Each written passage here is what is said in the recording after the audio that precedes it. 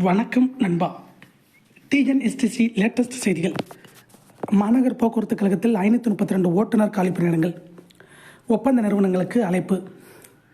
சென்னை மாநகர் போக்குவரத்து கழகத்தில் காலியாக உள்ள 532 ஓட்டுநர் பணியிடங்களை நிரப்ப ஒப்பந்த நிறுவனங்களுக்கு அழைப்பு விடுக்கப்பட்டுள்ளது.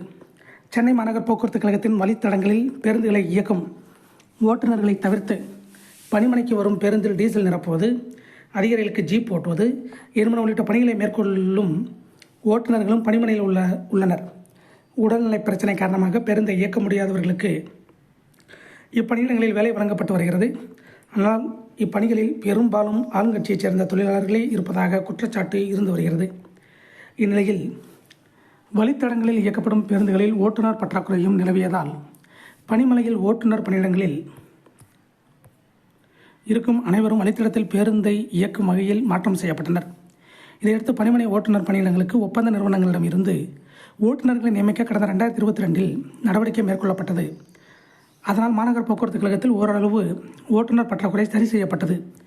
அப்போதைய டெண்டர் முடிவடைந்த நிலையில் தற்போது மீண்டும் 532 பணியிடங்களுக்கு ஓட்டுநர்களை வழங்க விரும்பும் நிறுவனங்களுக்கு மாநகர் போக்குவரத்து கழகம் அழைப்பு விடுத்துள்ளது.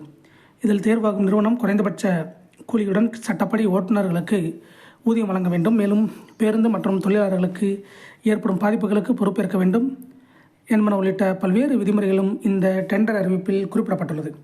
இதை போன்ற போக்குவரத்து துறை அப்டேட்டுகளை உடனுக்குடன் ரெக்ரூட்மெண்ட் செய்திகளை தெரிந்து கொள்ள நம்ம சேனல் சப்ஸ்கிரைப் பண்ணுங்கள், ஷேர் பண்ணுங்கள், லைக் பண்ணுங்கள். நன்றி, வணக்கம்.